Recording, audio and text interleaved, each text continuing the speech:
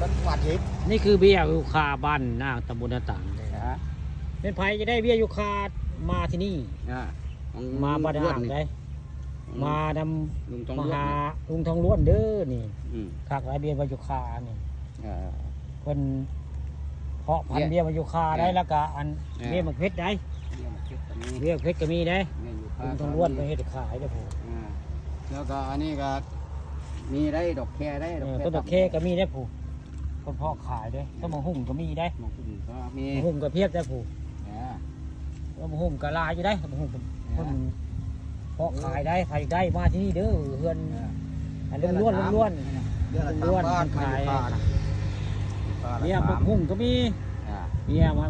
พุ่งละ2 บาท ดอกแคก็มีได้อเพิ่นเอาเพิ่นเบี้ยขายเพิ่นเพาะขายเพิ่นเพาะขาย ละ2 บาททำลง เพิ่นเพาะขายได้ใครอยากได้ก็มาหาเราได้เบี้ยมาอยู่ค่าเบี้ยบังหุ่งมีดอกแค่ล่ะนี่ เรียบมาแป๊บ ได้เพิ่นกำลังเฮ็ดได้นี่ล่ะลุงทองล้วนบ้านนางตำบลหน้าต่างล่ะนี่ งานครับงาน ไปจะได้พันอยู่ค่ามาที่นี่ ครับ มาหาลุงทองล้วนได้เพาะไว้หลายหม่องได้เพิ่นเอาหลายหม่องเพิ่นเพาะไว้เกี่ยวกับพันธุ์มาอยู่ค่าพันธุ์ดีเนาะอ้ายเนาะ ครับผม พันธุ์ดีได้นี่พันธุ์ต้นแดงๆได้นี่พันธุ์ดีไปจะได้อัน นี่ตัวเร็ว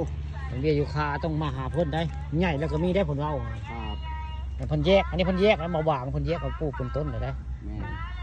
เพิ่นแยกไปแล้วนี่ล่ะคนที่เฮ็ดไก่สถานที่เพิ่นเพาะขายไว้ง่าย จะพดบ่ นี่ล่ะเบี้ยอยู่ค่าง านเฮ้พี่ตัวใหม่พี่เลย ตัวไหน พี่มาเบิ่งเอาถ่าย โอ้เบี้ยมะขามก็มีได้ผลเอา